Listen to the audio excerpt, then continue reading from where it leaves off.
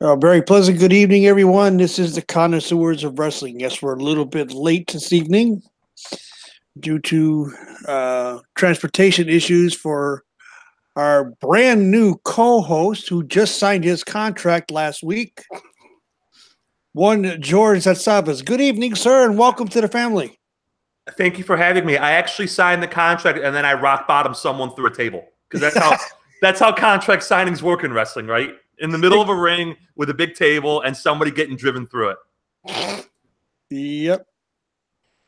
So, but it's a good thing to have you. I'm glad. I'm happy that our fellow member of Los Ingobernables, the podcast, Chris Colgan, allowed me to borrow you indefinitely on this show. I appreciate that. You have to trade me for a future. You have to trade me for a future draft pick and a player to be named later. Exactly. That was part of the deal. So yep, that was it. That was it. But I'm glad to be here, and thank you both for the honor and the invitation. And I really appreciate that you thought of me when you needed a hole to fill. Well, let's put it this way: it's all three of us. We spoke with Biff, like I told you I would, and even while he was in the hospital, he texted me while he was in the hospital. And, asked me how things were going. I told him what I was doing, what I wanted to do. Told him that Legends Lover was okay with it. And he's like, that's fine. Great. I was hoping you would do that. So that's when they came back. So it was a unanimous thing. Everybody was involved with it. Everybody approved. So, well, I appreciate that. No problem. You're permanent as long as you want the job. I appreciate that. Thank you. And I plan on having it for a while.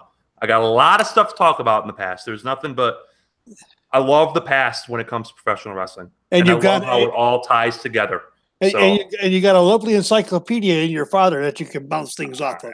I plan to next time I see him. And I plan to. And this show would not be complete if it were not for the curator. That's one Legends Lover. Good evening, babe. Good evening. How's the weather up by you, George? Not bad today. A little drizzly. Not right now. I would say in the 70s. Kind of that weird feeling right before, right after it rains, but it is not actually raining, so I can't complain at all. Good. Too many storms around the areas. Yeah, it feels like it. So, but it is passing so far, so I will take it. So, shall we get on to the main topic at hand? And it's, with the recent passing, like I stated in the posting and whatnot, in the recent passing of Jim the Anvil Neidhart, we decided to take a look at the family itself, the Hart family, and its influences on wrestling in general. However, we want to look at three of the wrestlers from that family that left us way too soon. And those three wrestlers are Davey Boy Smith, Owen Hart, and like I said, the most recent one, Jim Neidhart, which he got a lot of props last night at SummerSlam with Natty coming out in his Hart Foundation jacket that was about 8 sizes too big for her. You can see it dripping over her hands and everything like that, but that was a great scene. And then Ronda Rousey at the end of the match mentioning 2 names. That this win is for. That she dedicated the match to both Rowdy Roddy Piper and to Jim the Anvil Neidhart. Her victory to this match. So we'll start. Who would you like to start with, George? Since you're the new guy here, I'll give you some sway as to how we go about this. Let's start with, yesterday was SummerSlam. Let's start with Davey Boy Smith. Okay. Because I feel that I saw someone on Twitter was asking, what are your 5 favorite SummerSlam matches of all time? And I replied with 1, Bret Hart versus Davey Boy Smith at Wembley Stadium in 1992. Wow, that was a great match. And 2, everything else. Because and it's a little tongue-in-cheek, obviously. But I feel that Davey Boy Smith versus Bret Hart is the perfect wrestling match. If you were going to show a non-fan why we love professional wrestling and why we love the past of professional wrestling here on this show, I believe that would be a perfect match to show them, because you have all the drama inherent in a title when it said title mattered, and you have all the drama of Davey Boy Smith's wife being Bret Hart's sister and the conflicted melodrama. Mm-hmm. Oh, and you have 90,000 drunk, crazy British people screaming at the top of their lungs for 20 minutes. You know? And on top of that, you have a 5-star match in terms of work rate and storytelling. You know, Davey Boy breaks the sharpshooter and he wins with the package, and, you know, Bret, and it is a Bret Hart masterpiece. But Picasso needs paint. But you also got two wrestlers that know what they're doing, and they wrestle. They're both very good technical wrestlers. Exactly. And you have the dynamic of the big guy, little guy, which I'll talk about when we get to Jim Neidhart more. But it is a perfect match, and it is a perfect match because of who British Bulldog was in 1992. Well, British Bulldog back in 1992 was at the top of his game. Everything was coming up aces for him. You know, exactly. During that time, everything he touched turned to gold. Yeah, he had the look, he had the charisma, he was very over. He was better than he's given credit for in terms of technical aptitude, and it's a tragedy he was taken from us as young as he was. Yeah, I mean, here's some of his accolades. You know, when we talk about Davey Boy Smith, Smith won titles within the WWF for 3 decades, from the 80s to the 2000s. Headlined multiple pay-per-views in WWF, which is now WWE, and WCW. He challenged for World Heavyweight Championship. For both, he defeated Bret Hart for the Intercontinental Championship at SummerSlam 1992, the match you talked about. He won the inaugural WWF European Championship. It holds the records for the longest single reign of 206 days and total days overall at 253. And more importantly, I shouldn't say more importantly, but as importantly, and this ties into Jim Neidhart, is that he helped popularize the big guy, little guy tag team that has been a staple of tag team wrestling for 35 years. Yes. You have him and Dynamite Kid in the original British Bulldogs. Correct. And you have Jim Neidhart and Bret Hart in the original Hart Foundation. Exactly. And one of the things that has been talked about this week with the passing of Jim Neidhart, and this goes to Davey Boy Smith as well, is that without the big guy in the late 80s World Wrestling Federation, the little guy would never have gotten over. Bret Hart doesn't become Bret Hart without Jim Neidhart giving him that credibility to crowds that cared about size. Now, we look at size nowadays and we say, oh, it doesn't, can you work? Big guys suck, blah, blah, blah, blah, blah. Well, in the late 80s, no matter where you were, but especially in the Federation, the bigger you were, the more credibility you had with crowds. Yep. So you needed a big guy like Davey Boy Smith and a big guy like Jim Neidhart, 2 big, beefy monsters, in order to get their little tag team partners, little in quotes, obviously, to get them over. Because you look at the British Bulldogs, they were not that big, but Davey Boy was built bigger than Dynamite Kid. Yes, exactly. Bret's not a small guy. No. But you got Jim the Anvil, which is a powerhouse. He's built. So you got the 2 powerhouses with the more technicals. Exactly. And that is the formula that has been in tag team wrestling to this day. And it works. Look at last night. We've talked a little bit about SummerSlam. The New Day, right?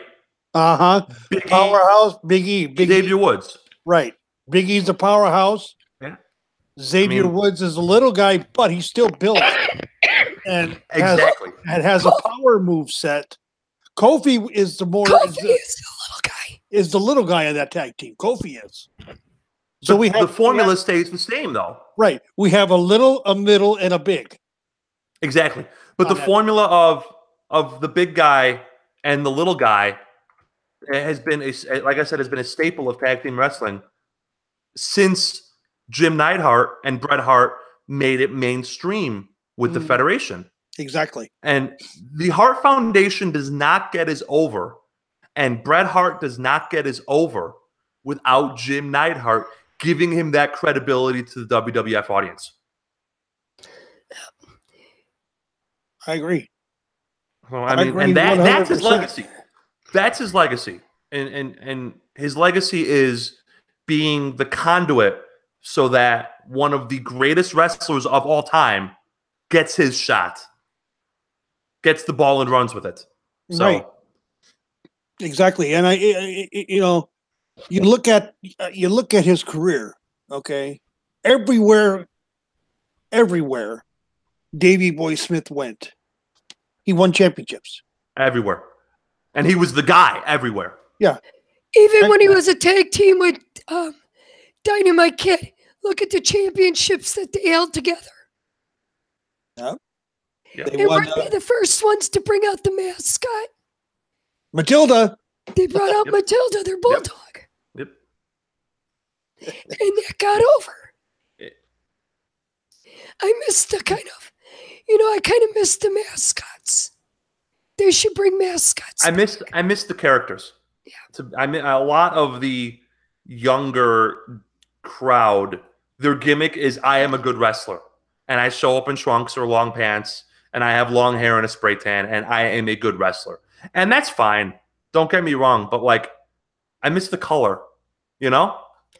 Yeah, I miss the color of the British Bulldog, and I miss his gravelly promos, and I miss his power slam, and it was a thing of beauty. Yes, it was. It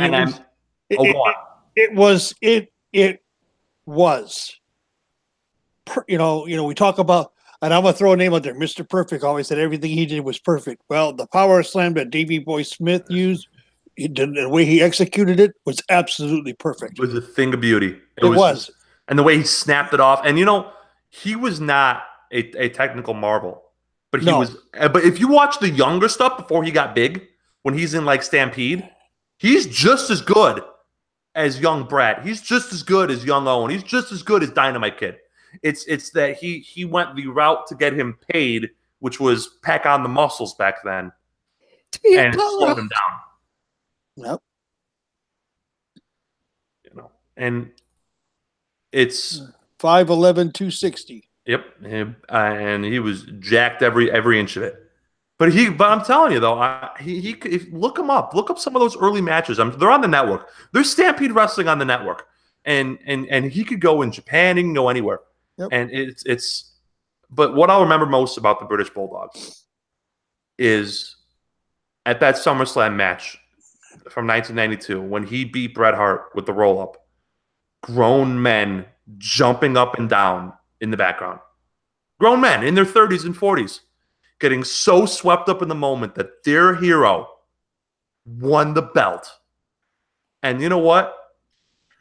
That's cooler than any Tope Suicida. That's cooler than any Falcon Arrow. That's cooler than anything else is when you get that moment when the guy or lady that you have invested in has won. And, that is a testament to the British Bulldog and how charismatic he was. Well, look at also when he teamed with Owen Hart. Yeah. Same concept, right? The big guy and the little guy. Yep. But the way they worked together, they worked great. No matter who Davey Boy worked with. Yep. It worked. He was very fundamentally sound, and he knew his role, and he didn't do anything stupid, and he was a legend. I think a legend is a fair term to say for him. Yep. And he has continued that legacy with his son, Davey Boy Smith Jr., who, when he is allowed to wrestle just like his dad, is just as good.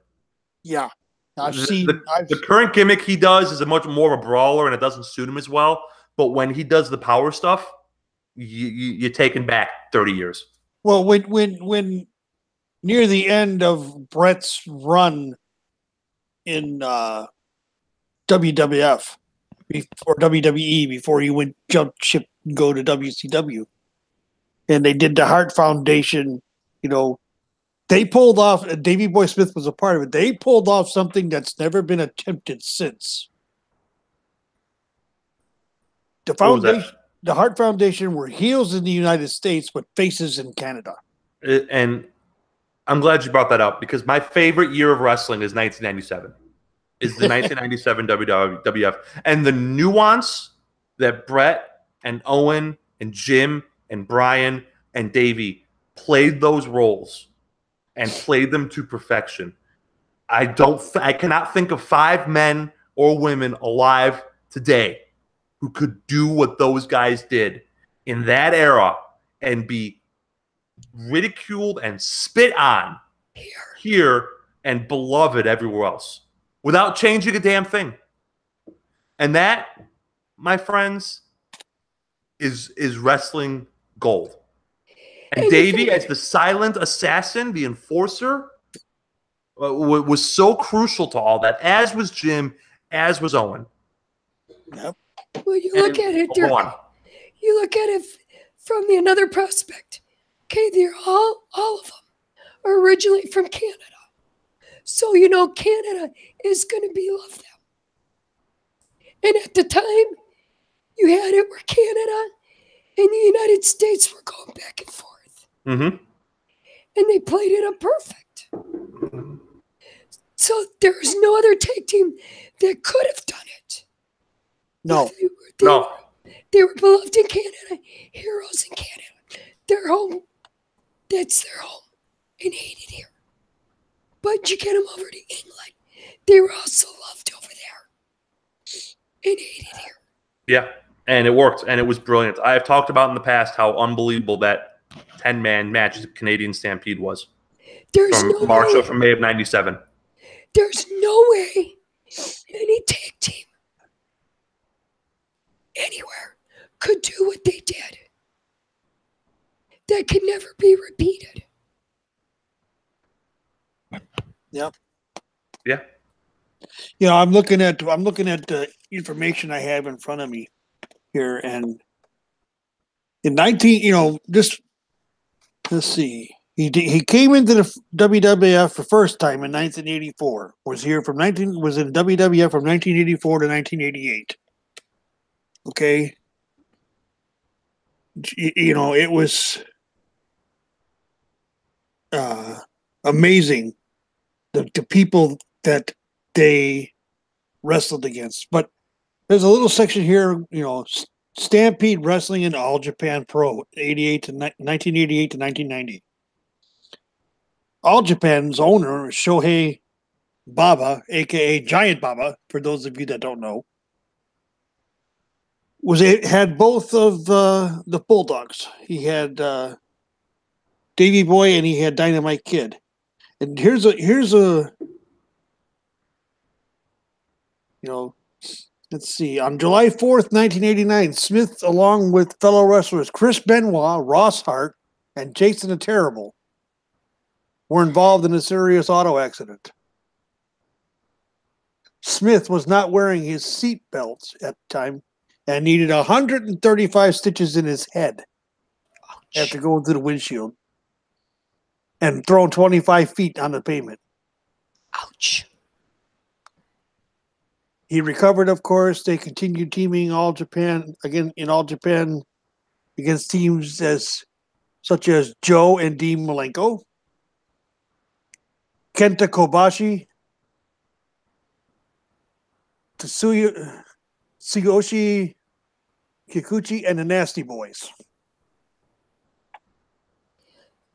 There's a who's who list. That's a pretty prominent list.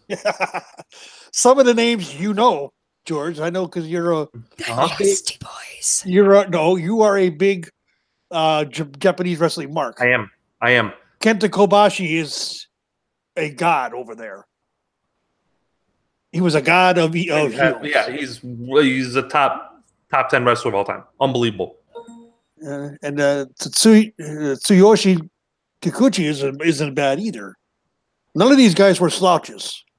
No. And they were strong style before strong style was a thing. But no, I mean, he had championships everywhere. Everywhere he went. It was, and well deserved too. Huh? Well deserved too. Yes. Yeah, 1992. Yep. You ready for a fun fact? Sure. Jim Neidhart. Uh-oh. We all know Jim Neidhart trained Natty Neidhart. Yes. And do you know who else Jim Neidhart trained? That is on the in the WWE. Right now? Right now. Not on the main roster. He is in NXT. Ooh. Not EC3. No, not EC3. No, after EC3's match, I would not want to be. After that match on Saturday, I would not want to be claimed to be trained by anybody. After that stinker that he did. Okay. Who? Roderick Strong. I heard that. They talked about that on Saturday night.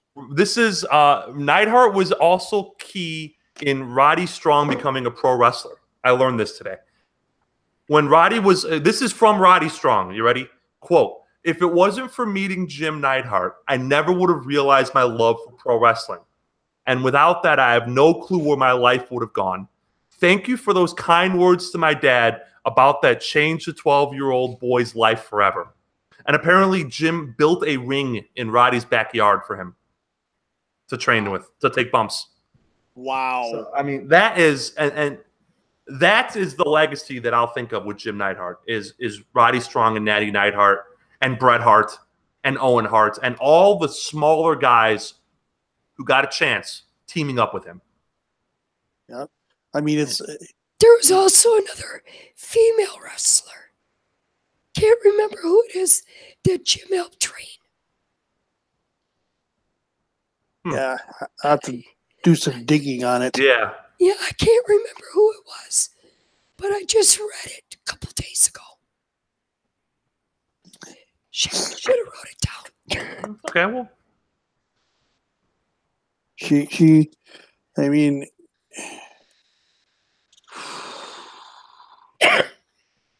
Well, and it's not. Another legacy of Jim Neidhart is one more feather in the cap of Stu Hart, one of the three most important men in the history of wrestling. I think it's fair to say, at least in this hemisphere. I'm going to set Mexico and Japan aside. In terms of North American wrestling, I think it's safe to say that Vince McMahon, Vern Gagne, and Stu Hart are the three most important men. And Stu trained Jim, among many, many others. And Jim carried that legacy with him to his dying day. And now Roddy Strong and Natty Neidhart will carry that legacy, that lineage. Yes. Calgary. They may not even know in Roddy Strong's case. Although a guy like him knows his past because he's been around the block. But when you see Roddy Strong Saturday night have the match of the night, that's Jim Neidhart that got him started. And that's pretty cool. Because did you notice how Roddy Strong, did you watch that NXT match with Roddy Strong and Kyle O'Reilly? I saw it.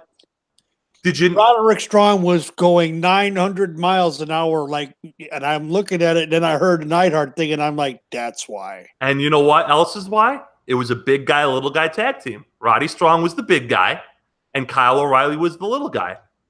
That's the Hart Foundation.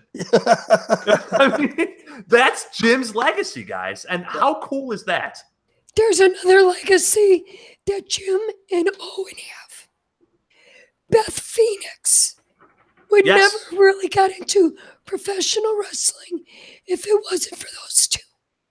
That's right. She also wanted to train at Stu Hart's, but because she was in school, it was too far away. But it was because of Jim and Owen that got her into professional wrestling. Yep. And many others, I'm sure.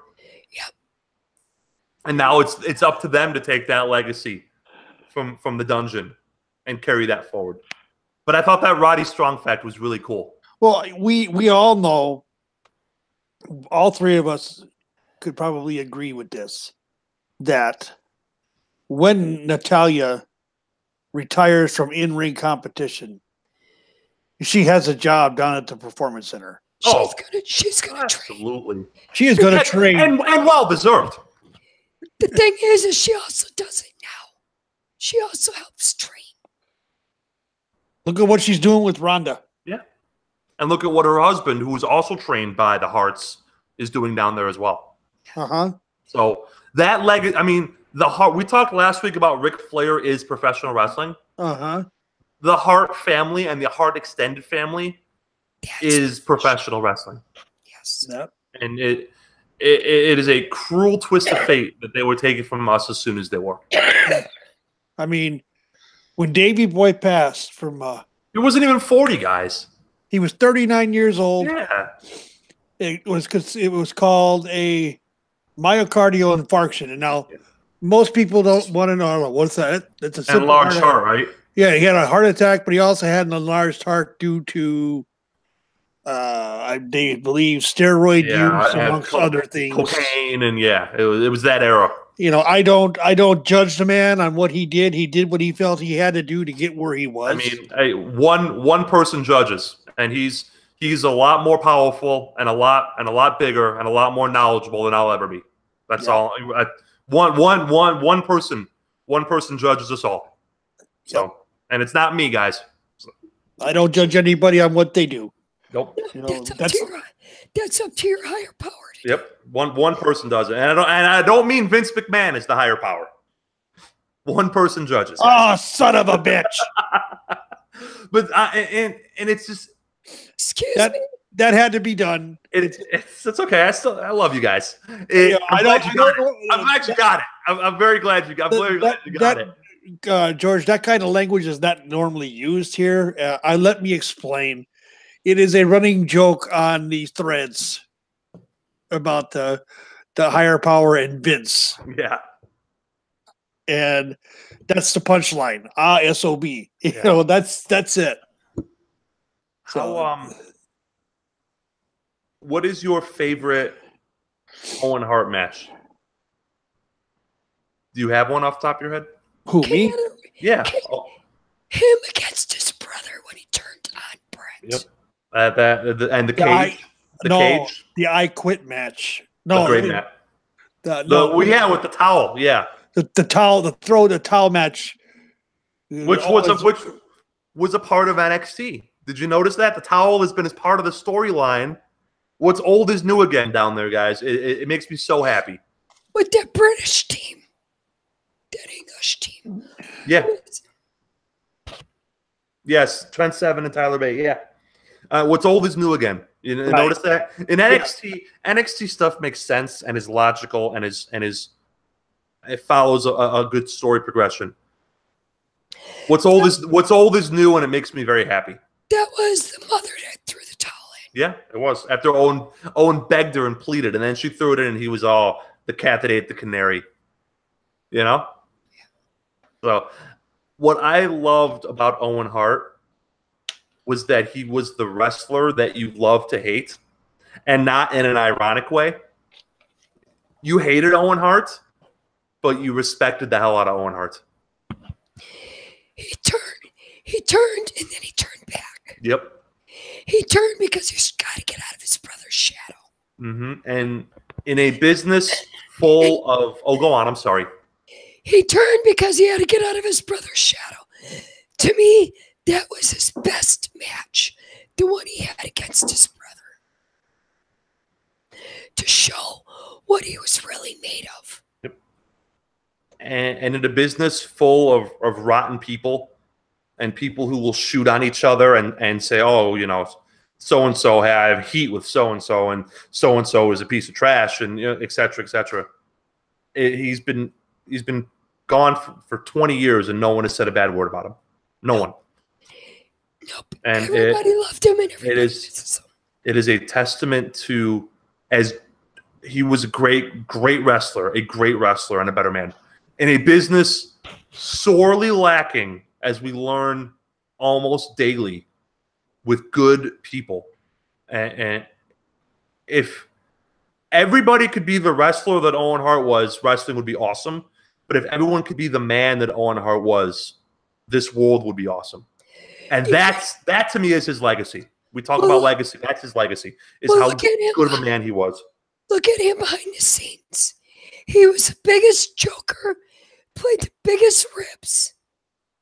Yeah. He was the fun guy. Saved every nickel because he wanted to retire and because of a stupid fucking stunt.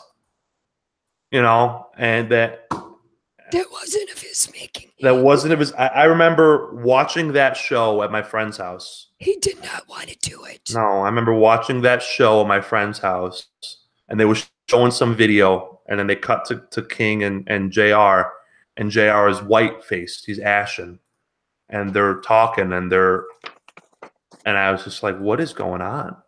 You know, and it was 99 or whatever. There's no Twitter, obviously.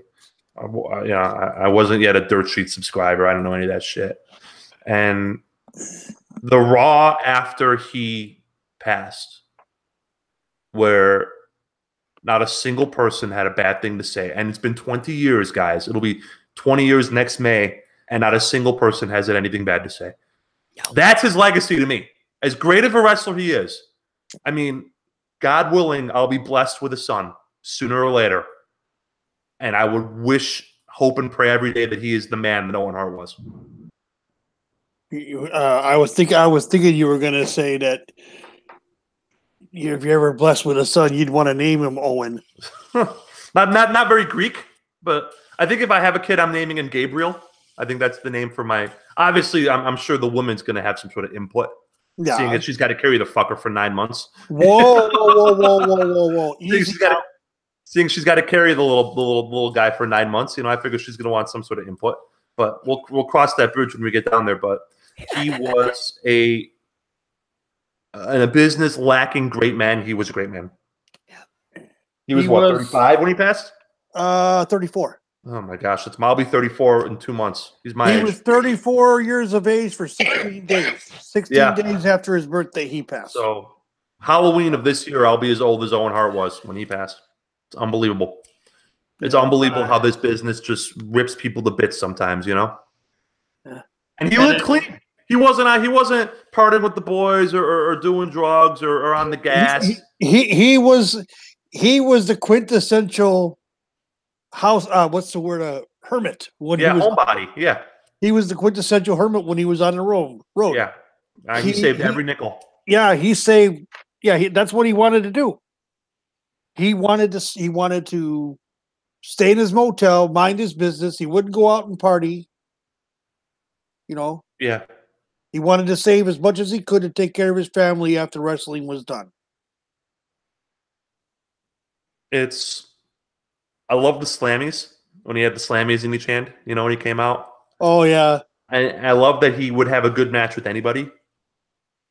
You know, the Mick Foley matches are a lot of fun. The Steve Austin matches are a lot of fun. Except for the broken neck, yeah. Yeah, except for the pile driver botch. Yeah. Which, you know, Owen. And notice how Austin never had a bad word to say about him? No, and he very well could have. He could have been bitter and said, right. Man, I have to retire because of this. But Steve Austin never had a bad word to say about him. No, Steve Austin knew it was an accident. Absolutely. But a lesser man would have taken it out on Owen. So yeah. And a lesser man than Owen would have invited such criticism. And the thing about it was too is that even though that whole incident happened where the accident occurred, Owen still did the job. Yeah, absolutely, because he was a professional. He was a Hart. Harts are professionals. You know, that's another legacy of the family, though, is that's right. That, you know, they do what is asked of them, yes, regardless of what ramifications there may be. You know, that's why in Calgary, the Hart House is or in Alberta, that's why the Hart House is a National Historic Landmark. Yep, and well deserved. No one lives in that house. The state owns it, and they take care of it. All the furnishings and everything are still in the home. It's a museum now, from what I understand. I would like to go up there someday. We should do a field trip. That was sacred ground. We should do a field trip. That is sacred ground. Yeah. You know that. It is. You're walking with angels and ghosts in that kind of place. Yeah. It's Just think about the people that went through that dungeon. Oh my God, the who's who of Canadian wrestling.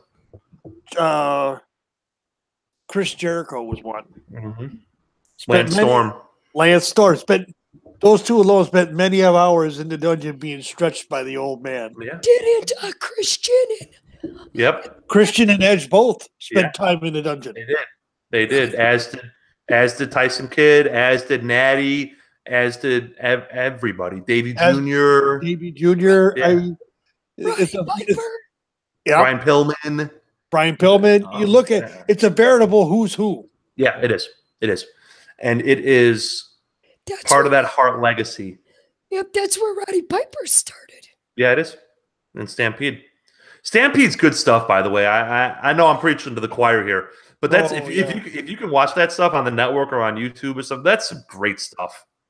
To me, it's real wrestling. It is. That's a great word to describe it. Is real. It's authentic.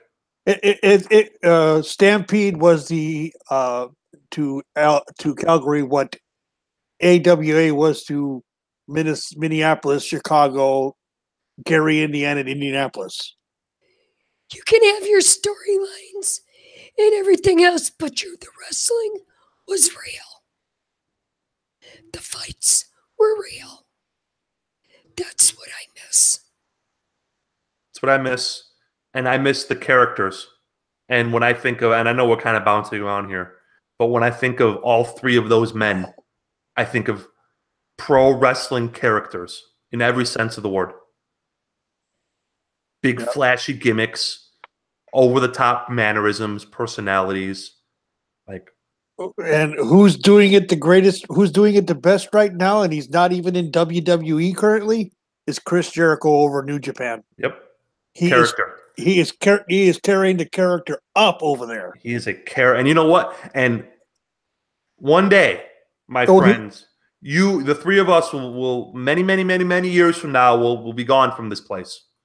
And pro wrestling characters will still be making money because that's what this business is about. It's not about spots. It's not about cutting yourself open. It's not about landing on your head. It's not about, submission maneuvers. It's about characters. And what makes characters work? Authenticness. And who are these three men? They were authentic. They're true to themselves. Fans knew that. Fans aren't dumb. They were these three men that we're talking about tonight.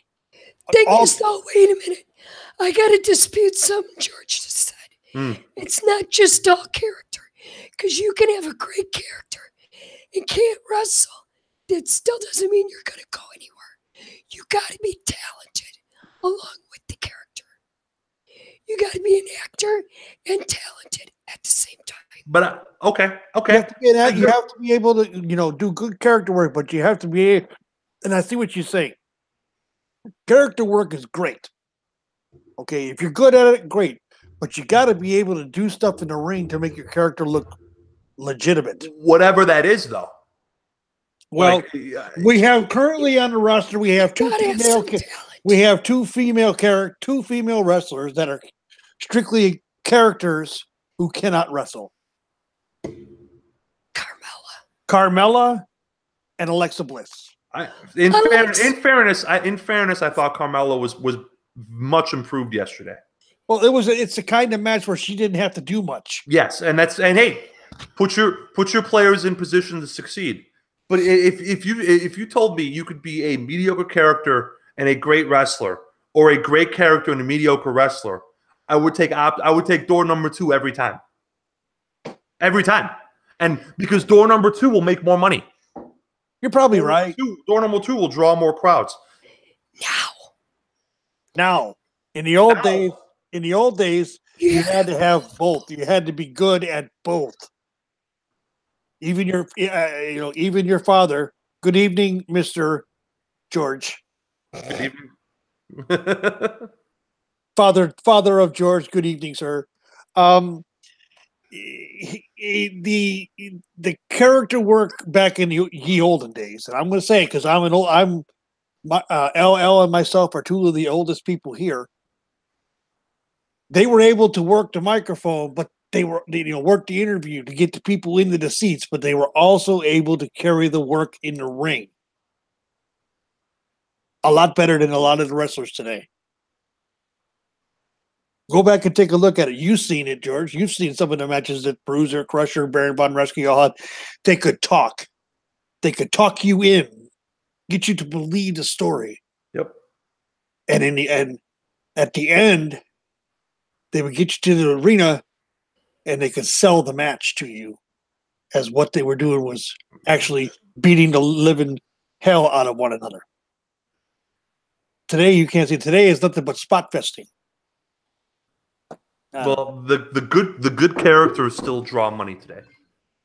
You talked about Chris Jericho popping buy rates in the Tokyo Dome at 48. Like, Hiroshi Tanahashi still gets huge ovations. But in the Fed, in the WWE, all the elite characters are in NXT. Look at Johnny Gargano. He's a good wrestler. He's a very good wrestler.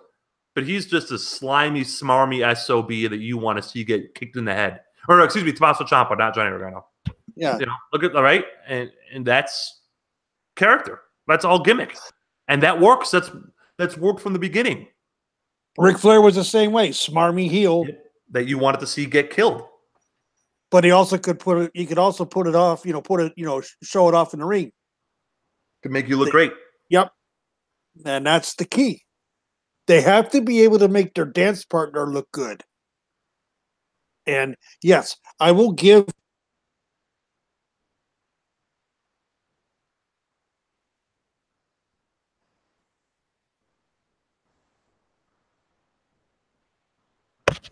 What happened? Oh, are you there? Hello? I'm here. I don't know where he is. Can you hear me? I can hear you. I can hear you, George. Okay. I don't know where he is. He was talking midstream about character work. I don't know. I don't know either. But I understand. I think I understand what he was trying to convey. And it is a balance. But when I think of pro wrestling characters, I think of the three men we're talking about today. Is the overarching point. Well, with their characters, they also could back their characters up. Mm-hmm. They had the skill. They could put on a performance that could keep you going. Right now, one woman I could think I could do that is Becky Lynch. Yes.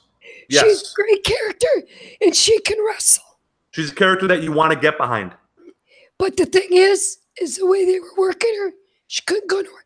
Carmella, she's a great character, but she really isn't up there too much because she doesn't have,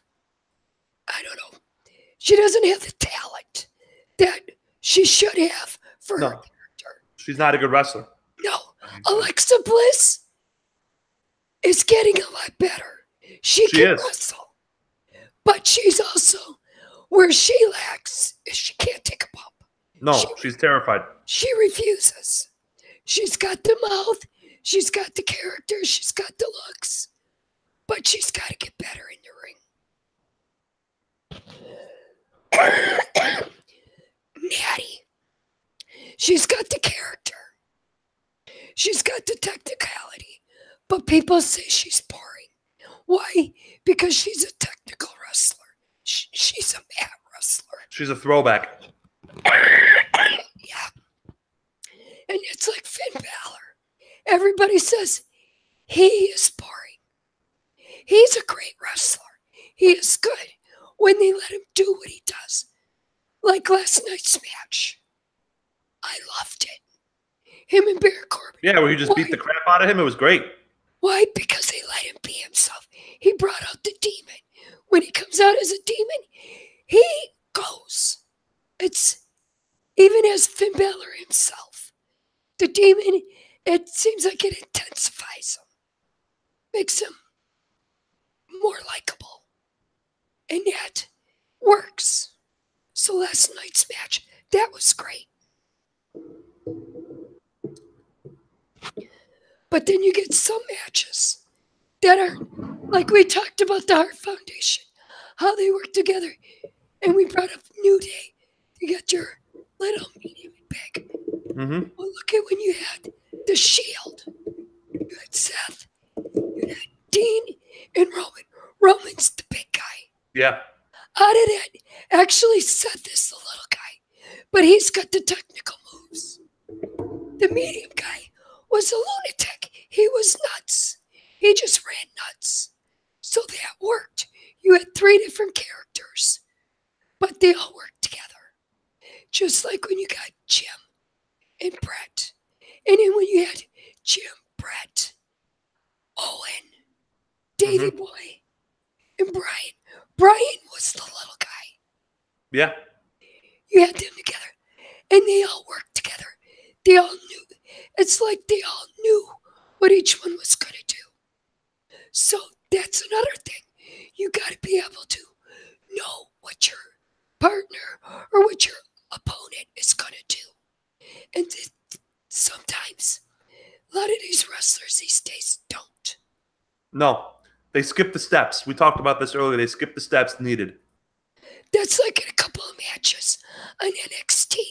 You can see where somebody lost a step. In a couple of the good matches. Mm-hmm. What is it? EC3. That match there, you could see with him in Velveteen Dream where a few steps were missed. Yeah. I'm back now. Sorry about that, guys. Okay. I had a computer lock up. I don't know what all you heard when I was talking about. We were talking about characters. All right, yeah, and I was talking about the triple threat match being, and I don't know when it locked up on me. I don't know what the last thing you guys heard was. We never heard triple threat. We never heard anything about triple threat. Okay, George already took care of that. Yeah, we got you. We got you. Question for you guys. Do you think we talked about big guy, little guy a lot? Do you think a guy like the Dynamite Kid ever gets as famous without Davey Boy Smith? There's no way, in my opinion. None. No. And as a result of that fame, you look at the Dynamite Kid, who pretty much invented cruiserweight wrestling, at least in this country, in Western, like that doesn't happen without Davey Boy Smith. Right. No. To be his anchor. It doesn't happen. But the thing is with Davey Boy Smith, he really wouldn't have got as big as he did without the Dynamite Kid. No, it was a perfect relationship. Yep. You had to have the British Bulldogs together to make Davey Boy Smith as big as he was when he went singles. Agreed. But the British Bulldogs the stuff that they did was revolutionary for its time. Yes. And it took both men had to do it. And another hallmark of Davey Boy is that when the time came, he could be the big guy or he could be the technical guy. He was versatile enough to do both. Yep. Even though he was built like a shithouse. Yeah. He could do the small guy, the little guy, the technical things.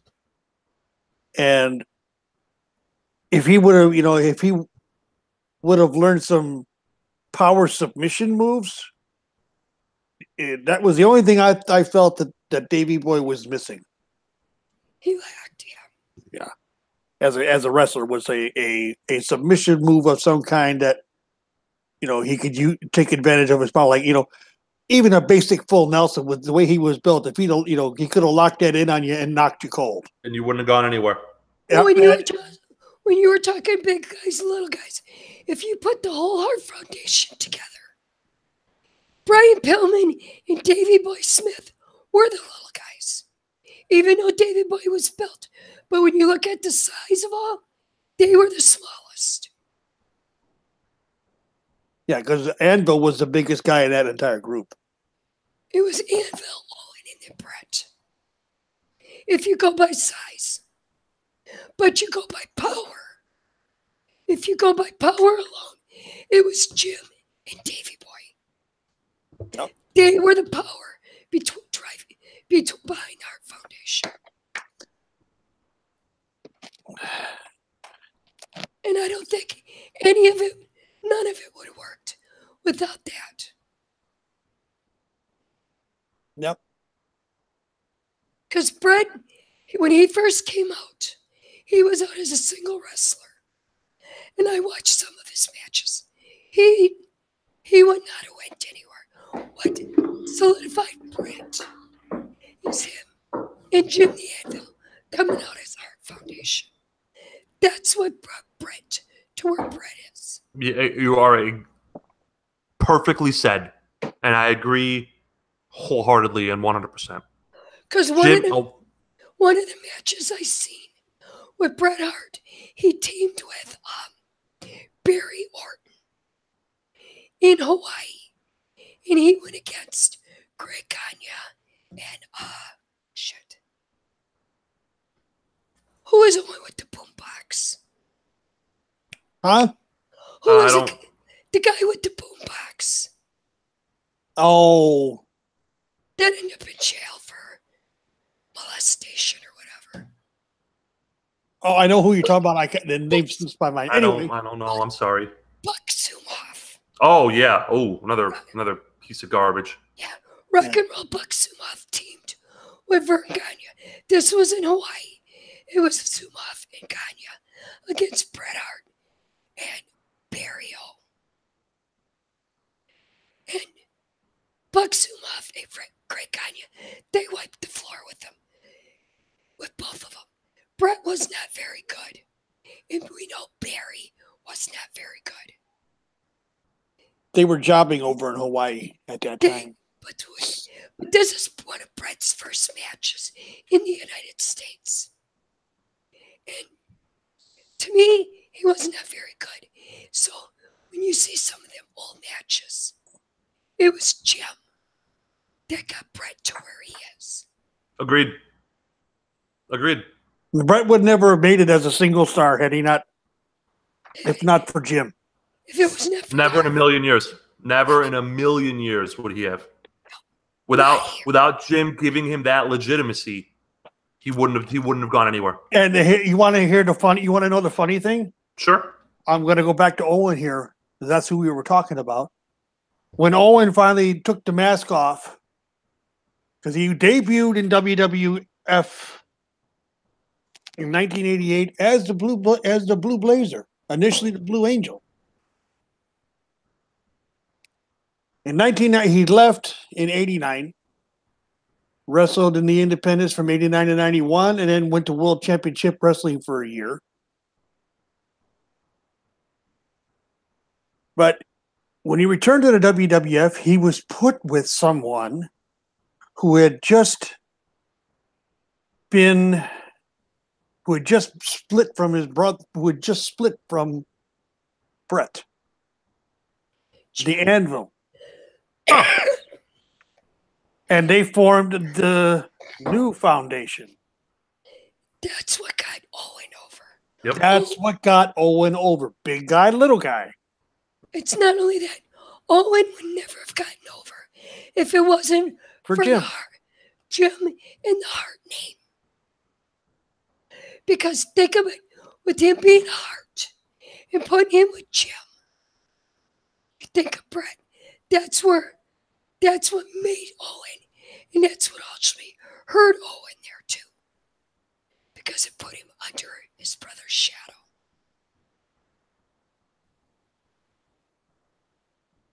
Said. And their first feud was against the Beverly Brothers. That's a great trivia fact. Yeah. Because they're not. Didn't the original Hart Foundation hold the tag team titles on and off for like 2 years? They held it. Let me see how long they held it. Quite a few times. They held it. Trying to think.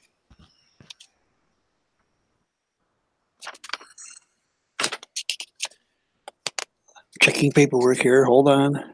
The best part. Yeah, they held the tag team titles twice with Bret. Okay. For about how long?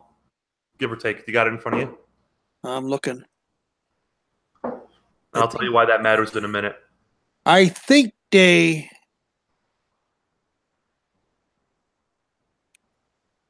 held it for close to 18 months. I'm not exactly sure. And let me tell you why that matters. The WWF at the time would not run one tour. Wow, that's a tongue twister. They would run multiple tours. You would have your A show, which would have your champion, and it would come to Chicago and Boston and New York and Washington. And you would have your B show, which the Intercontinental Champion or the Tag Team Champions, and they would go to like Milwaukee, Cincinnati, Columbus, Des Moines, Louisville, Kentucky. And oftentimes the Tag Team headliner. Yep.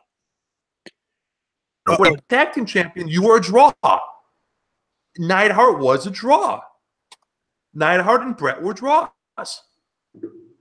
Because otherwise they would not have had him have the belt for that long.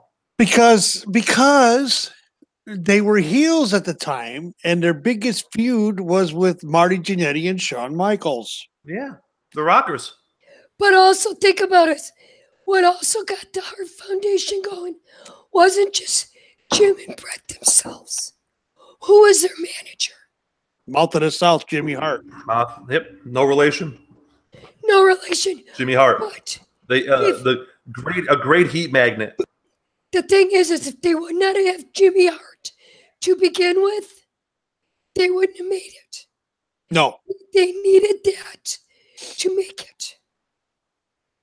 And that solidified the Hart family, period, in the United States. Agreed. Because Brett was never a great promo. No, not until the very end of his WWF run.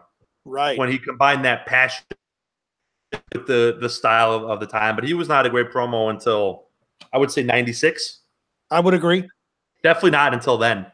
And Jim was a lunatic. Yeah. He was a character. Yeah. His laugh. Yeah. Stroking his goatee. Yeah, his stroke. That evil laugh.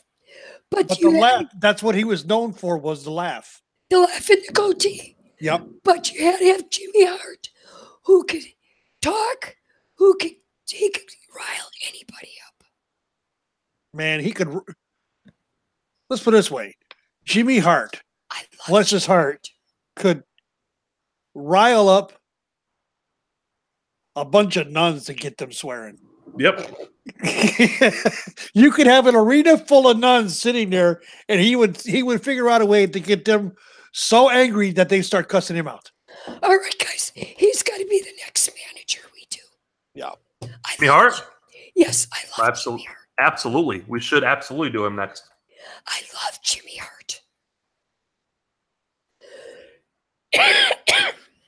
But I mean, there are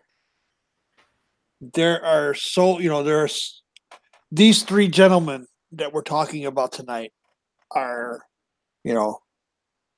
all of them were great in the ring. The one thing about Owen Hart is that he was so loved in the back because he was the biggest joker. Him and Davey Boy Smith were two of the biggest jokers in the locker room. This is known fact. Yeah, oh, absolutely. Absolutely. And the best they would do some of the most elaborate schemes. The best one to tell the stories would be Jim Cornette and Moody. They could tell you all the stories that those two pulled. Like the taking a can of shaving cream. Just normal, regular shaving cream. And I think you've heard this, George. That they would stick a pin in the end of it and then heat it with a lighter and pull the pin out.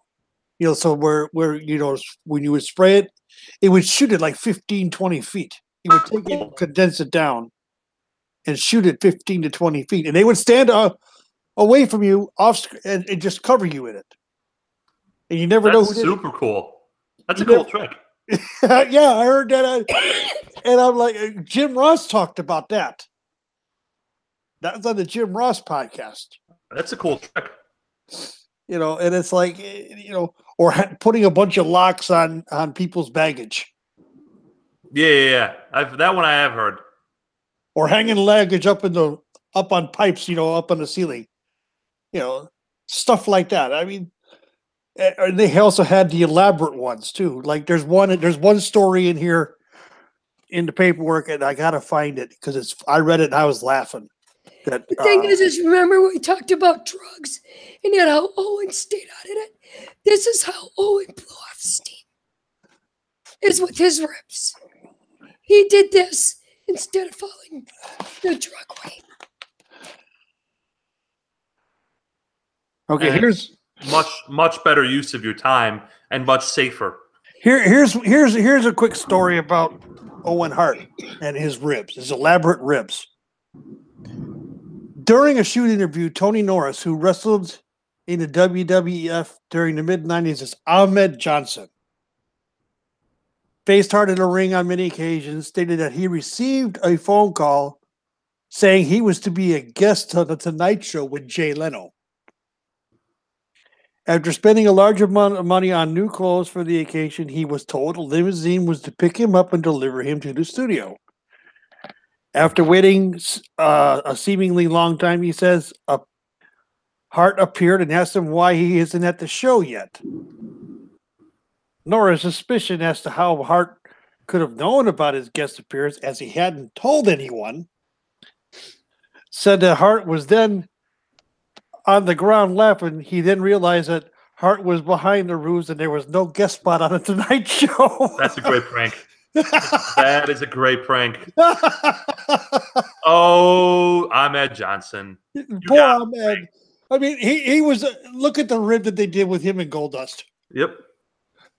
Like, poor Ahmed Johnson. But for guys to blow steam off this way, it's great. It's funny. It shows they're human. And they need to relax. And it builds camaraderie. You're on the road with these guys 300 days a year. Yeah, and the thing is that despite this, Norris spoke very highly of Hart and said that he loved working with him. Yeah. Everybody was like that. Guys who hated each other would agree that Owen Hart was the best. You look at the feud, the blood feud they were having with Triple H, China, and him. That was starting, or the feuds that they had.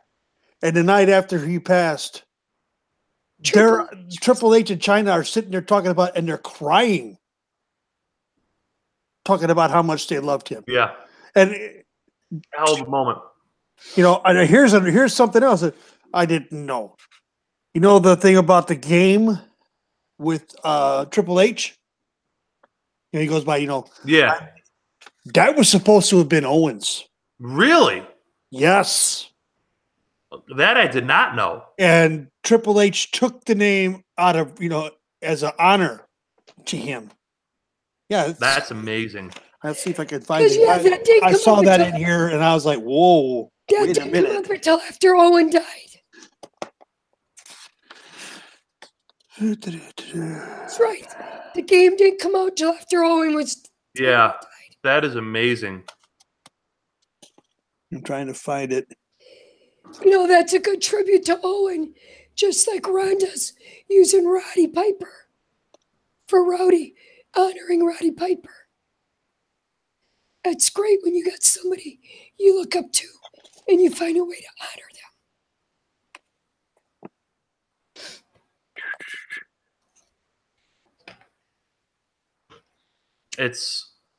That is the legacy.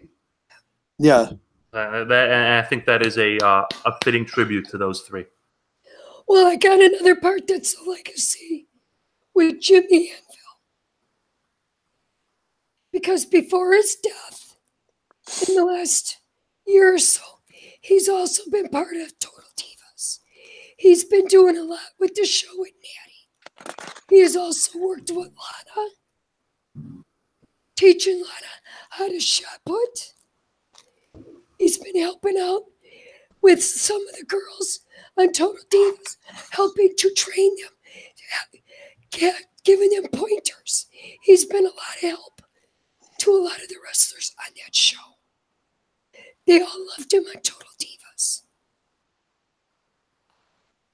So that's another thing that Jim was doing, using his knowledge and helping the girls out.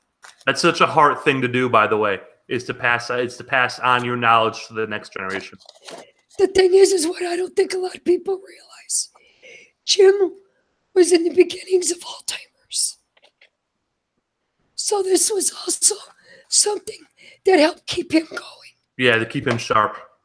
Yeah. Because they showed it. I watched it on YouTube. He showed it where Natty come in asking where her dad was. Because she was supposed to be working with Lana. Lana, you figure Jim was an power athlete with shot put in high school. And was a U.S. champion or a U.S. finalist at it. Yeah, yep. And Lana wanted to learn. Didn't know what it was. Wanted to learn. Jim was outside with her, helping her with the position, how to do it, teaching her how to throw a shot put.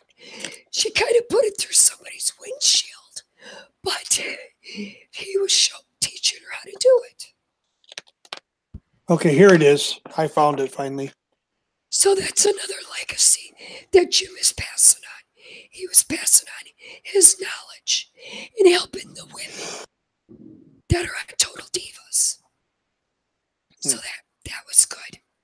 You know, the DVD set, you know, Bret Hitman Hart, the best there is, the best there was, and the best there ever will be.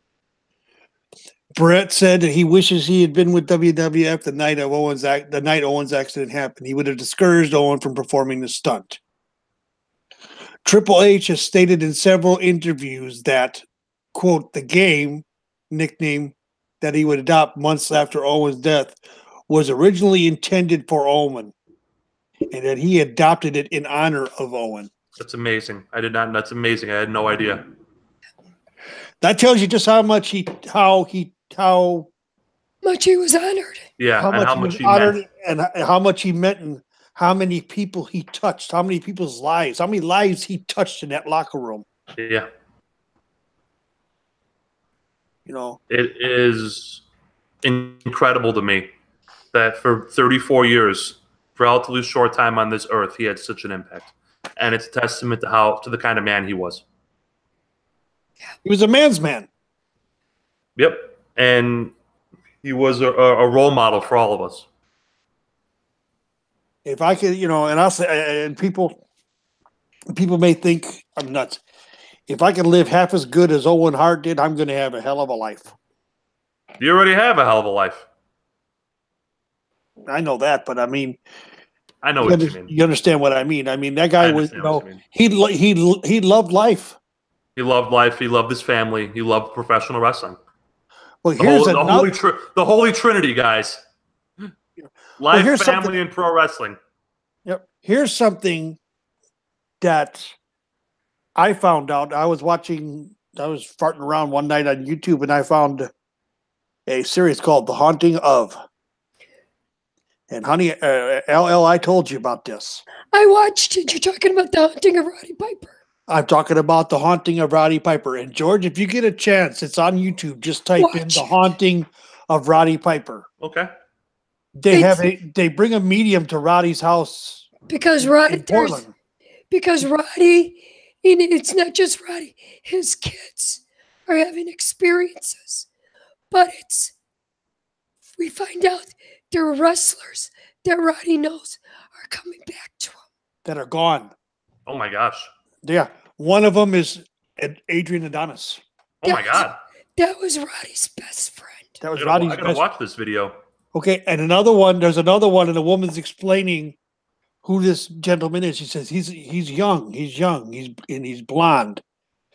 And Roddy's standing there with this dumbfounded look on his face, and he said, he goes, and he died in a fall. That's what did it for Roddy. And Roddy, and his name begins with an O, I think. Roddy. She goes, Otis or something. She goes, and he goes Owen.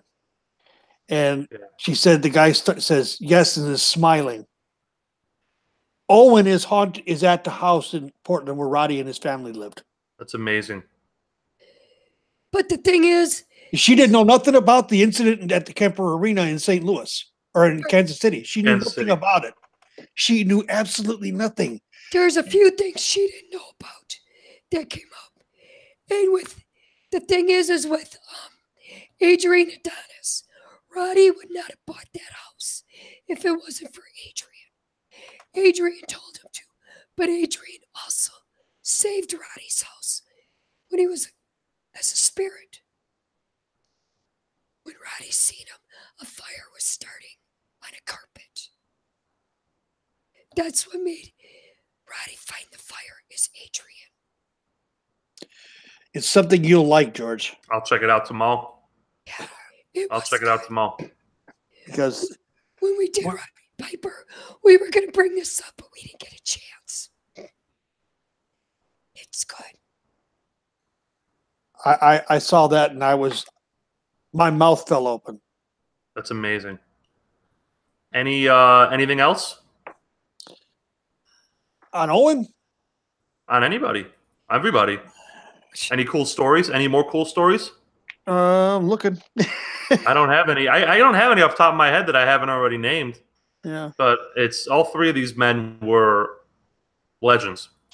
Yes. And they're all missed. They're all missed. And the thing about it that's sad right now is, if I'm not mistaken, the Anvil's not in the WWE Hall of Fame yet. No. Hopefully soon. And he should be. And he should have went in. Brett went in singly, but they should have went in as a Hart Foundation. Agreed. The Hart Foundation needs not the new one, but the original. The original one should 100% be in. Yeah, Brett's already there. Right now, deservedly so. Brett is the only Hart. Well, after and Stu. Well, yeah. But Brett. I have a question for you, George. Sure. Did you see the Hall of Fame inductions this year when Mark Henry went in? I did, and I'm glad you brought that up. What is your opinion on what he said about Owen? I honestly thought it was out of line.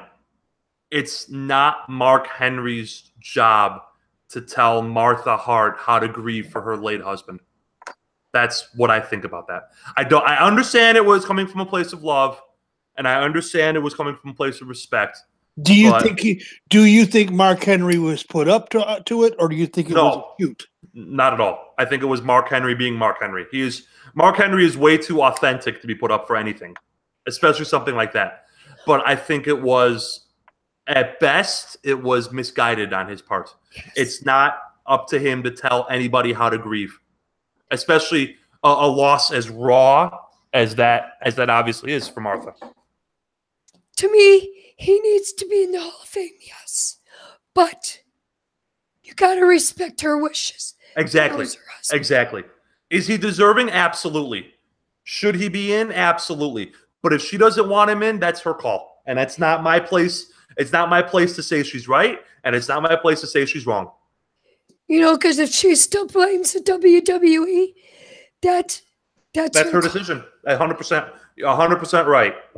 Because 100% right, LL. If I was in her shoes, I'd probably feel the same way. But here's the funny part. Here's something funny. But you're speaking from the heart. Yeah, and Mark Henry is he comes from a place of love. So I'm not gonna drag the guy, No. Especially because he could squash me with his hand. But we're not gonna drag her either, because I'm not. Because that's coming from her heart. Exactly. Well stated. Well, here's something else though. And Brett has said the same thing in recent years too. He feels Owen should be there. The one thing I wish WWE would do with their Hall of Fame, to be perfectly honest, is they have so much memorabilia just stored away. Build a actual Hall of Fame. Build something right next to the Performance Center. Yeah, and put all that stuff and display it and change the displays every now and then. Mhm. Just have like have an area for pictures or a bust or whatever of these wrestlers. Yes. do Agreed. like the other Hall of Fames. Yes. Just Agreed. they have They an need a actual physical place. location. Agreed. You're 100% right. See, I can't get on Brett for saying the same thing because Brett is family too. He's talking from his heart. Agreed. I'm not gonna. I mean, it's a very, It's a very touchy- messy. It's a very touchy and messy situation, and I'm not gonna tell anybody how they feel that they're feeling something that's wrong. because we also know Brett is still grieving also. Yeah, and will be till the day he dies. Unfortunately, that's how loss works. Brett feels responsible for it. Yeah, he does, and especially as the older brother. Yeah, because Owen was the baby. He was the youngest of all of Yep. Stu and Helen Hart's 12 kids. 12 of them. It's amazing. All the boys were involved in wrestling. All of them. And Either Brett as feels referees, actual wrestlers, Promoters. Exactly. Yep. That's how Brett got his start, is as a referee. the difference between Owen and Brett. They're both technical wrestlers, but Owen also did a lot of the high flying that Brett didn't do, and Yes. that's what Brett regrets, because with Owen doing that, with them talking him into doing what he did, that's what bothers Brett the most. And it was the same rigger that did the Sting stuff. Yeah. And the rigger himself wasn't up there in the crow's nest. They hooked Owen up to the wrong thing, it turns out. They hooked him up to a regular rope.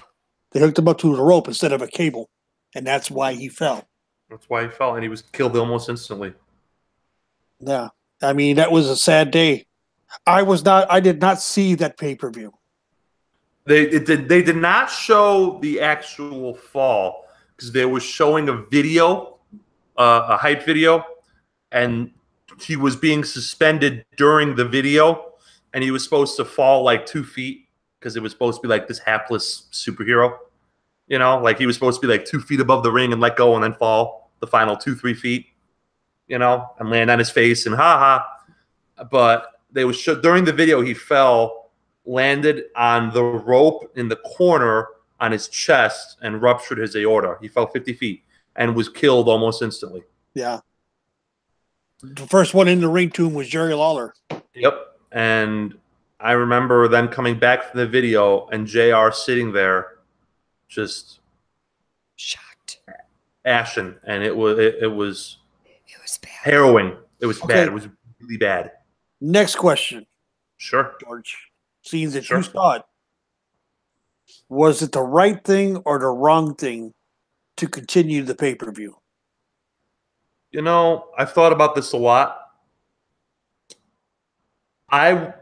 If you're asking me, I would have canceled the show, but I can't begrudge Vince for keeping the show on the air. So that's kind of a cop-out. There is no right or wrong answer, I feel, and I'm not going to drag Vince for not canceling the show, but I think I would have canceled it if I was the one in charge then. Right. I probably would. But I'm never going to say, "Oh, Vince, you fucked up. Vince, you screwed up." Blah blah blah. I'm not that, because that is an impossible call. An Right. impossible call. So, but and it's like 51% cancel, 49% leave. It's a very, very close call.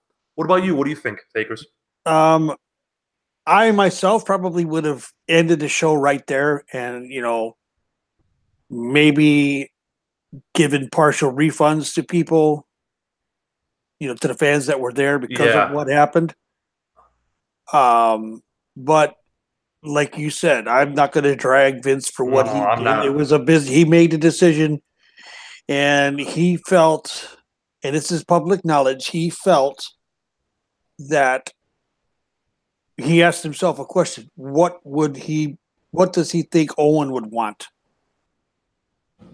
And we know that Owen was selfless when it came to the people in the back and in the locker room. We know this about him. So I think Vince made the right call. Granted, the performers did not give, after that incident, the performers did not do well. The rest of them did not do well, and the pay-per-view was actual hot garbage after that. But Owen is a showman. The show must go on. Mm-hmm. Owen was a showman. The show must go on. I would have canceled. I think I would have canceled. So we are unanimous here. The three of us believe that we would have canceled it. But we're not going to sit there and judge Vince for what his choice was.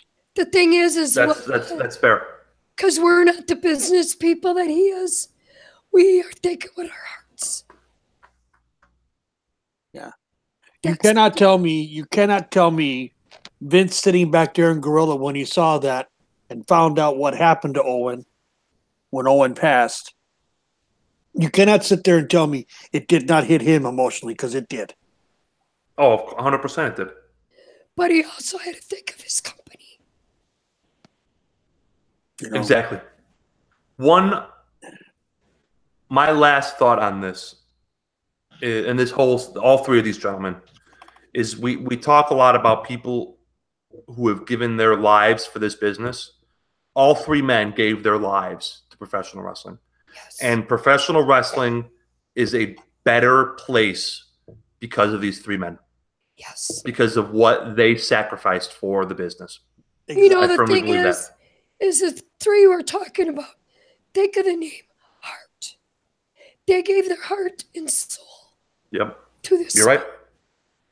They gave and all three of them gave every last drop they had. That's right. So the name is fitting. Hart. It is. Because they had that in spades. Yep. Every one of the members of that family has it in spades. And the legacy is going to live on because of Natty. Yeah. And Roddy Strong. And Roddy Strong. Kid, and all the people they touched. Talking about Tyson Kidd, there's a guy whose career was cut way short. Yeah. Because of a simple accident. And that's two legacies that's going to live on.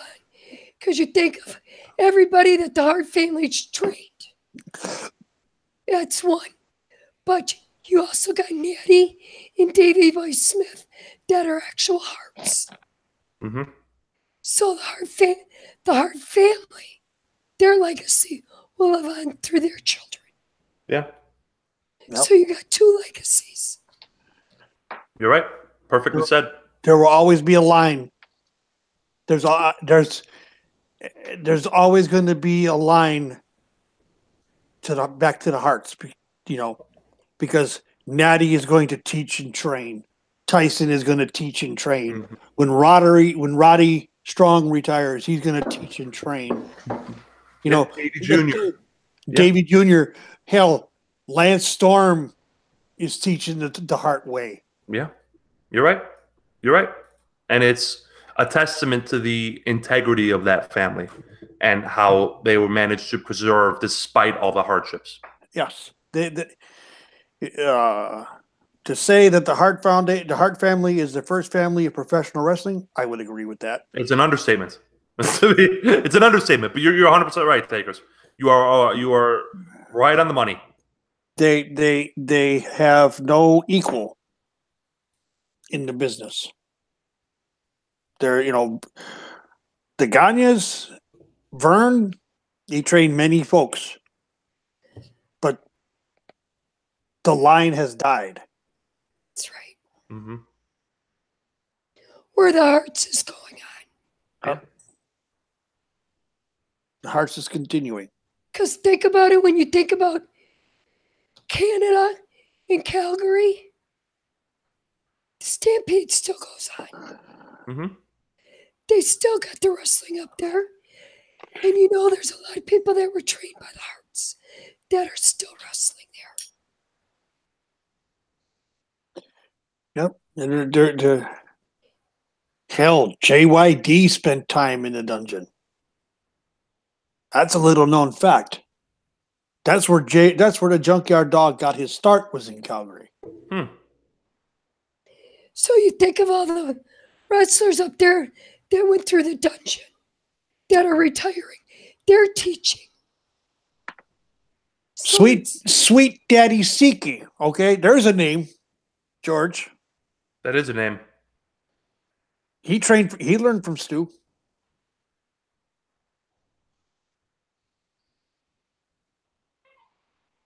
So he learned from Stu. The influence that they have is The tentacles of the Hart family are everywhere. Yep. And they're I don't think there'll ever be a family like that again. Never. And I think that's a fitting tribute to them, is that there'll never be another Bulldog, there'll never be another Neidhart, there'll never be another Owen. Do you know how Neidhart got the nickname Anvil? There is a cute story. I don't. There is a cute story about that. You tell it. Yeah, let me look it up here real fast. Let's see. He's from California originally. I don't even have to. Okay. I know this story. Yeah. Okay. He was originally known as the Animal. Okay. It's early. Following let's see. He held the California high school record in shot put from 1973 to 1985. After graduating from high school, Neidhart pursued a career in the National Football League, where he played for the Oakland Raiders and the Dallas Cowboys in practices and preseason games. Following his release, now this is 1979. Okay. Following his release from the Dallas Cowboys, Neidhart traveled to Calgary to train with Stu Hart and pursue a career in professional wrestling. He worked for Stampede Wrestling from 1978 to 1983, and then again in 1985, during which time he married Ellie, one of Stu's daughters. This is Elizabeth. No, Ellie. Elizabeth. Her name is Elizabeth. True. He was two-time Stampede champion, tag team champion with Hercules Ayala, and in 1980, and with Mr. Hito in 1983. Stu, in seeking publicity for Neidhart, promised him $500 to enter and win an anvil toss at the Calgary Stampede. He did, throwing an anvil 11 feet 2 inches. That's awesome. Their record still stands. No one has come even close to that since. And he did that in the 1980s, so that record still is around. That's unbelievable. That is a cool story. And Stu's wife. Stu's wife is the one that gave you the nickname, the Anvil. That came from Stu's wife. Yeah, the anvil came from Stu's wife. Think about how heavy an anvil is. Oh my God, like 50 pounds. 50, 60 not more. Pounds. And he threw that thing 11 feet 2 inches. My God, I couldn't throw a frisbee 11 feet 2 inches. God, what power! That's unbelievable. I love it. You know, he got the $500 too. Yeah, the most important part. Yep, he got paid. Yeah. Now, in an interview that him and Natty did, that came up, but he embellished it. He changed it. And he said it was Stu's wife that talked him into it. But yeah, that was a good story. And she turned around because he could do that, gave him the nickname, the Anvil, which fit. Yeah, it did. It's a great nickname, too. Yeah. Well, here's another thing. I did not know this. Anvil commentated at one time in the 90s. Really? Yeah, on Wrestling Challenge. And guess who he was working with at that time? Wrestling Challenge, huh? Mm-hmm. Would it have been Vince? Nope. No. Wrestling Challenge. Who would have been calling that? Would have been JR? No, how about Gorilla Monsoon and Bobby Heenan? Oh shit. From That's a March, hell of a. That is from March until August in 1991. That's a hell of a okay. team. Well, that is a threesome. You know, good stuff. I mean, there's all kinds of, you know. He in '92 he had matches with Eastern Championship Wrestling (ECW), and then he had 3 tours in 1992. He was in the G1 Climax in 1992. Really? Yes, losing in the first round to Kensuke Sasaki. Oh, Great Sasaki. Okay. Yes. I'll check that match out. He also was in the Super Grade Tag League 2 in October, teaming with Tom Zank.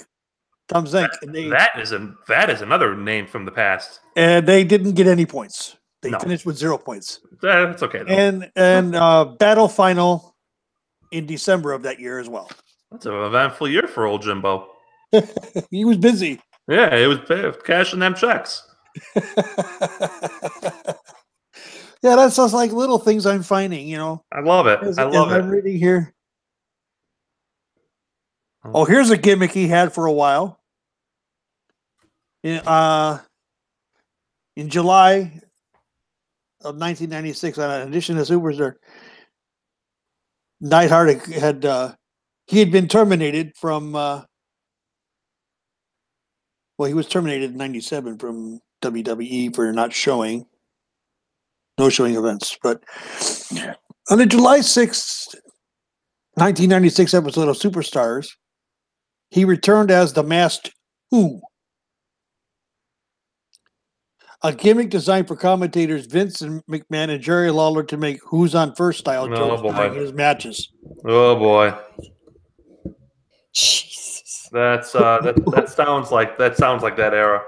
Yeah. Who last appeared on TV in the Bikini Beach Blast-Off Party on the SummerSlam pre-show. His last match was a win over Alex Porto in Miami on September 12th. Huh. 1990 Night wrestled in New York for an independent promotion called Ultimate Championship Wrestling, UCW, against Tatanka. Another blast from the past. Yep. His brother-in-law, Bruce Hart, King Kong Bundy, and Marty Jannetty.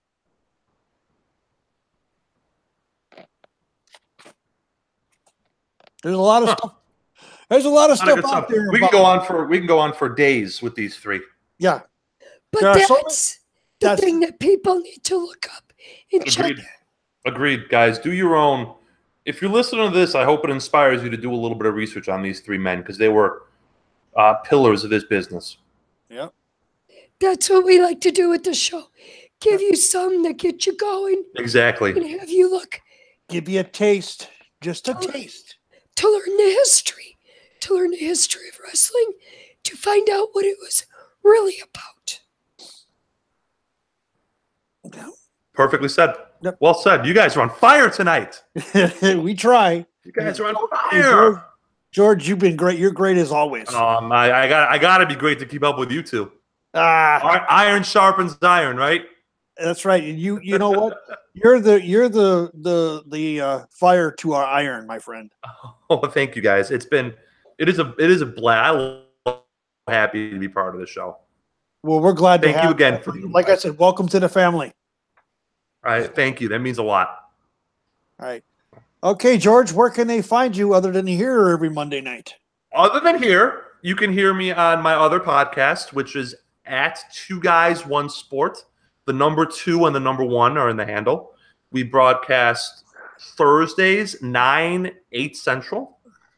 My personal Twitter is at Atsaves, GATSAV as in Victor ES. You can find all my rantings and ravings and musings on professional wrestling, past or present, there. LL, where can they find you? On Twitter, Windstorm64, or on here every Monday night. And you can find me, of course, at Takers_ on Minion on the Twitter machine, of course. You can find me on my other show on Saturday mornings at 10 a.m. or 11 a.m. Eastern, 10 Central, Saturday mornings. Like George says, get your breakfast, get your graps. Yep. We talk about wrestling, and we're going to be going over the past pay-per-view SummerSlam, which I was amazed at how well it was.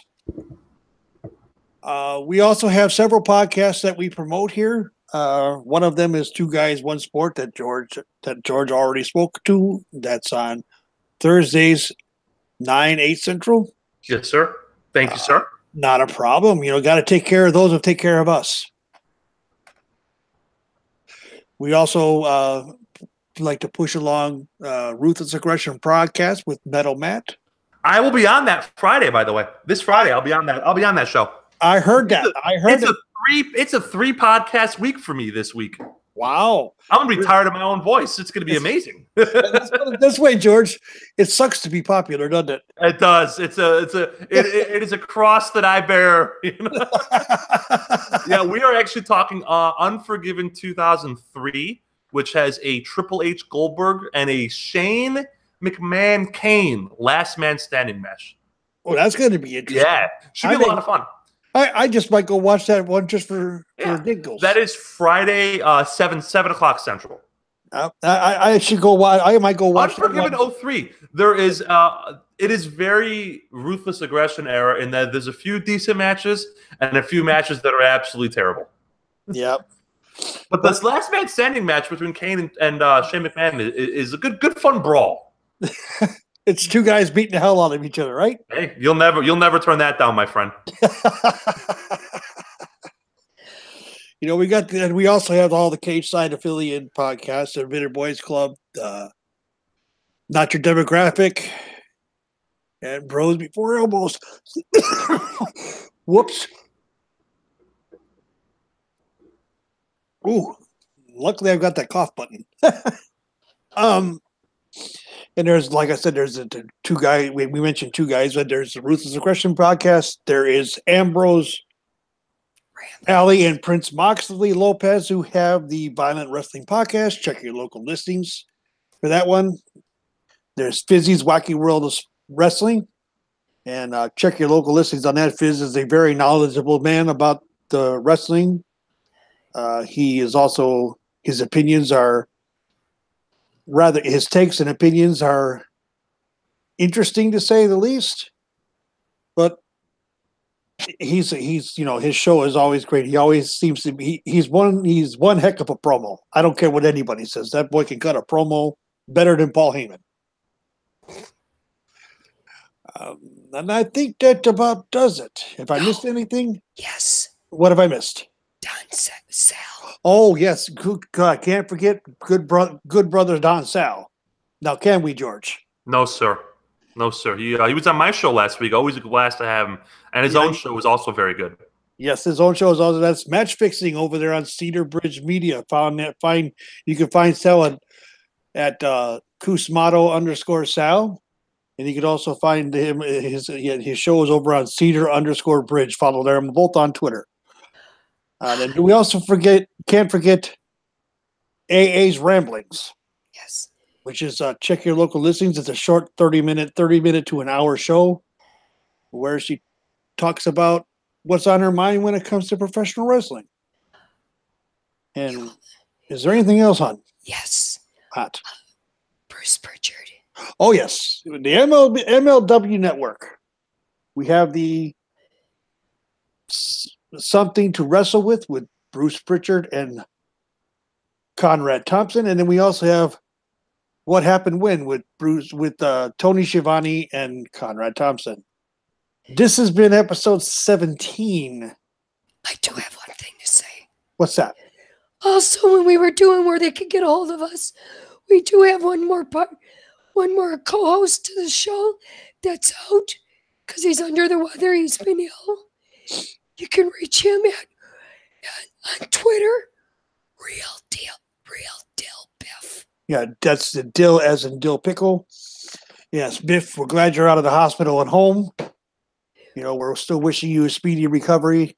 We're thinking of you. We're thinking of you. And we miss you. Yes, we do. We do miss you. Get well soon, brother. All right. That does it. This is episode 17 of the Connoisseurs of Wrestling. A tribute to the Harts.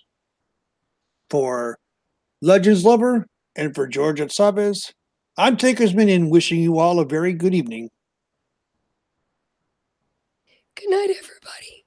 Thanks for listening, guys.